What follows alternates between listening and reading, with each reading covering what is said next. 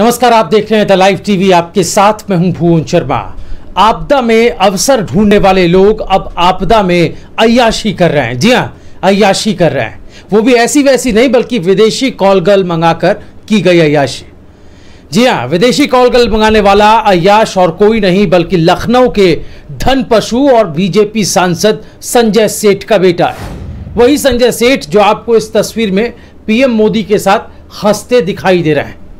राज्यसभा सांसद संजय सेठ के बेटे ने 7 लाख रुपए देकर थाईलैंड से कॉल गर्ल बुलाई, जिसकी भारत में ही कोरोना संक्रमण से मौत हो गई। जाहिर है, थाईलैंड की कॉल गर्ल अगर कोरोना से ना मरती तो बीजेपी सांसद के इस सुपुत्र के द्वारा चलाए जा रहे सेक्स रैकेट की पोल ना खुलती।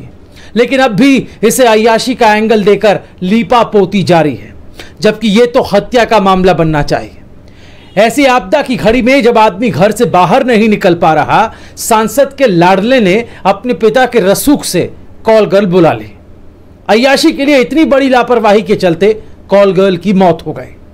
उधर बीजेपी जो संस्कारों की दुहाई देती है, उसके पार्टी के सांसद के बेटे की करतूत ने ही यह भेद खोल दिया है। दरअसल यूपी के समाजवादी पार्टी के नेता हैं आईपी सिंह। उन्होंने ट्वीट कर इस बात का सबसे पहले खुलासा किया। इस ट्वीट को पढ़िए आप। उन्होंने लिखा कि प्रधानमंत्री नरेंद्र मोदी के साथ खड़े होकर मुस्कुरा रहे भाजपा सांसद संजय सेठ के सुपुत्र पर गंभीर आरोप है। दुनिया भर में चल रही महात्रासदी के बीच थाईलैंड से कॉल गर्ल बुलाई गई, जिसकी अब कोरोना से मौत हो गई। क्या यूपी पुलिस में हिम्मत है कार्यवाही करने की, जांच करने की? इस अय्याश के पिता संजय सेठ की पीएम मोदी के साथ तस्वीर भी आईपी सिंह ने ट्वीट की है। आप ये तस्वीर देख रहे हैं। साथ ही यूपी पुलिस को चैलेंज किया इस ट्वीट में कि क्या उसमें इस अय्याश के खिलाफ कार्रवाई करने की हिम्मत है। इसमें तो कोई दो राय नहीं दोस्तों कि लखनऊ के पावर कॉरिडोर में सांसद संजय सेठ की अच्छी खासी पैठ हो गई और उस पैठ का असर भी दिख रहा है। लखनऊ से ही चलने वाले नामी चैनल भारत समाचार की आप ये खबर देखिए। इसमें साफ साफ बताया जा रहा है कि आखिर कैसे बीजेपी सांसद के व्यापारी बेटे की अय्याशी पर लखनऊ पुलिस पर्दा डालने का काम कर रही है। जी हां, पर्दाफाश नहीं, पर्दा डाल रही है। चैनल यह भी खुलासा कर रहा है कि लखनऊ पुलिस ने सारे सबूत छिपा दिए हैं। व्यापारी की अय्याशी पर लखनऊ पुलिस पर्दा डाल रही है। यह सबसे बड़ा अपडेट है कि व्यापारी की अय्याशी, व्यापारी के गुनाहों पर लखनऊ पुलिस पर्दा क्यों डाल रही है, ये उत्तर प्रदेश भारत समाचार के दर्शक जानना चाहते हैं। लखनऊ पुलिस अय्याश व्यापारी के साथ क्यों खड़ी है, ये भी उत्तर प्रदेश और भारत समाचार के दर्शक जानना चाहते हैं। लखनऊ पुलिस ने सारे सबूत छिपा दिए, ये भी उत्तर प्रदेश और भारत समाचार के दर्शक जानना चाहते हैं कि ऐसा स्मार्ट पुलिस लखनऊ पुलिस ने क्यों किया। व्यापारी को बचाने के लिए पुलिस ने पूरी ताकत क्यों झोंक दी, ये भी जानना चाहती है उत्तर प्रदेश और भारत समाचार के दर्शक। हद तो यह हो गई कि इतना हाई प्रोफाइल केस होने के बाद भी कॉल गर्ल को लखनऊ बुलाने वाले बीजेपी के राज्यसभा सांसद संजय सेठ के बेटे से अभी तक पूछताछ भी नहीं हुई है। अभी भी मुख्य आरोपी पुलिस की जद से बाहर है। इसीलिए इस मामले का खुलासा करने वाले आईपी सिंह ने अब इस मामले की सीबीआई जांच की मांग कर दी है। वहीं इस मामले में कैसे लखनऊ में सत्ता से लेकर पुलिस और पत्रकार तक इस मामले को किसी तरह रफा दफा करने पर आमादा है शुरुआत से।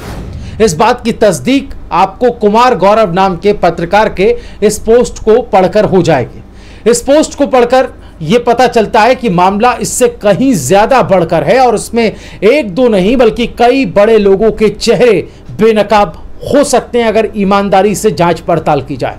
इस पूरे प्रकरण पर यूपी पुलिस की चुप्पी उनकी भूमिका पर सवाल खड़े करता है। किसको बचाने के लिए ऐसा किया जा रहा है? कौन कौन शामिल है इस पूरे रैकेट में? कुमार गौरव के इस पोस्ट को पढ़िए। लिखा है कि राजधानी लखनऊ के पत्रकार बंधु इतने दबाव में रहते हैं कि मामले में अगर कोई पैसे वाला रसूखदार नाम हो तो तब तक इंतजार करते हैं जब तक उससे सेटिंग ना हो जाए। उनके मीडिया हाउसेज इंतजार करते हैं कि उनके साथ उनकी सेटिंग हो जाए, उनके संपादकों की सेटिंग हो जाए या फिर खुद उन स्ट्रिंगर रिपोर्टर की सेटिंग हो जाए। तब तक केवल इशारे में ही लिखते हैं और इंतजार करते हैं। वहीं आगे क्या लिखा है इसको भी पढ़िए। लिखा है कि आनन फानन में लड़की का अंतिम संस्कार कर दिया गया बिना पोस्टमार्टम के, जिससे कि सामूहिक अमानवीय बलात्कार का सच बाहर ना आ सके।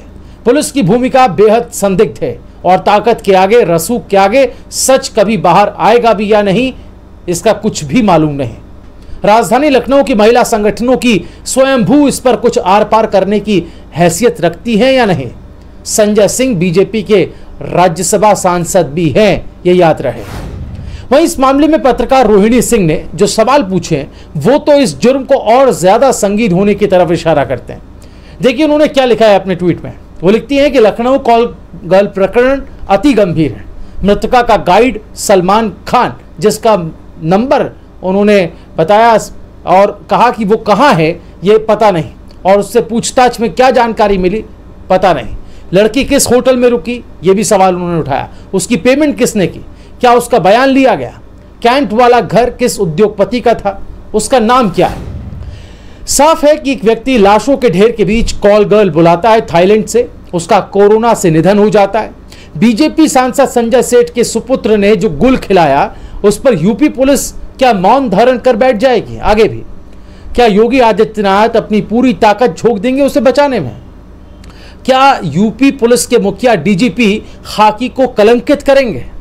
एक आरोपी को बचाने के लिए इतनी तत्परता, इस महाआपदा में भी ऐसी शर्मनाक हरकत। साफ है कि कोरोना काल में भी नीचता जारी है। बड़े बड़े सेठ साहूकार थाईलैंड से लड़की लखनऊ ले आए।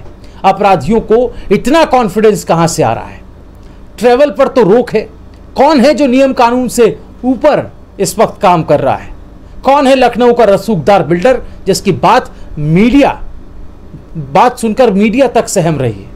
जिस समय अस्पताल में बेड नहीं मिल रहे थे, उस समय अभी भी नहीं मिल रहे, उस समय इसी व्यापारी पुत्र के जलवे के कारण लोहिया में बेड मिल जाता है। वहीं इस मामले में पूर्व आईपीएस अधिकारी और योगी सरकार में जबरन रिटायर किए गए अमिताभ ठाकुर ने भी खुलकर वो सब लिख दिया जो और जिम्मेदार नहीं कर पा रहे थे, सब जानकर भी। ये देखिए अमिताभ ठाकुर ने पुलिस कमिश्नर को जो चिट्ठी लिखी, जो पत्र लिखा, ये उसकी तस्वीर है। इसमें उन्होंने क्लियरली एफआईआर दर्ज करने की जो है वो मांग की है।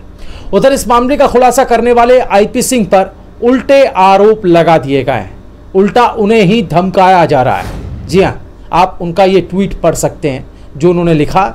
लिखते हैं कि आज सुबह मैंने राजधानी लखनऊ में हुए गंभीर प्रकरण पर पत्रकारों द्वारा बीजेपी सांसद संजय सेठ और उनके बेटे पर लगाए गए गंभीर आरोप पर यूपी पुलिस से जांच करने की मांग की, जिसके बाद उल्टा मुझ पर आरोप लगाए जा रहे हैं। दोस्तों साफ है, इस मामले में अगर अब तक सत्ता का संरक्षण नहीं होता या सत्ता का संरक्षण नहीं मिलता तो अब तक कई आरोपियों के गिरेबां तक पुलिस का हाथ पहुंच गया होता, या फिर यह मामला अगर विपक्ष के किसी भी दल या नेता से जुड़ा होता तो अब तक मीडिया ट्रायल से लेकर पुलिसिया कार्रवाई तक तेजी से हमें देखने को मिलती। लेकिन चूंकि यह मामला लखनऊ का है, चूंकि यह मामला एक धन सेठ का है, बीजेपी के सांसद का है, एक धन पशु का है, लिहाजा इस मामले में जो लीपापोती है, बजाय निष्पक्ष जांच करने के लीपापोती हो रही है। कैसे साक्ष्यों को तबाह कर दिया जा रहा है, छुपाया जा रहा है, इस बात को उठा चुका है भारत समाचार जैसा एक प्रतिष्ठित चैनल भी। और लगातार इस तरह के मामले जो हैं, इस तरह की खबरें जो हैं हम सोशल मीडिया पर भी देख रहे हैं, पढ़ रहे हैं, और जो लोग इसका खुलासा कर रहे हैं उल्टा उन्हीं को धमकाया जा रहा है। तो आप अंदाज़ा लगा सकते हैं कि जो रसूख है उसकी ताकत जो है लखनऊ में कितनी ज़्यादा है। इसलिए हम कह रहे थे जो पावर कॉरिडोर बना है उत्तर प्रदेश के लखनऊ में, उस पावर कॉरिडोर में जाहिर है बीजेपी के इस राज्यसभा सांसद की अच्छी खासी पैठ है और अपने बेटे को बचाने के लिए वो किसी भी हद तक जाने को शायद तैयार है। और यूपी पुलिस भी इस दबाव में अब तक जो है वो काम करने में गुरेज कर रही, बच रही है, और इसीलिए अब जो है वो सीबीआई जांच की मांग पुरजोर तरीके से सोशल मीडिया पर उठाई जा रही है। दोस्तों आपकी राय क्या है, आप हमें कॉमेंट करके ज़रूर बताएं।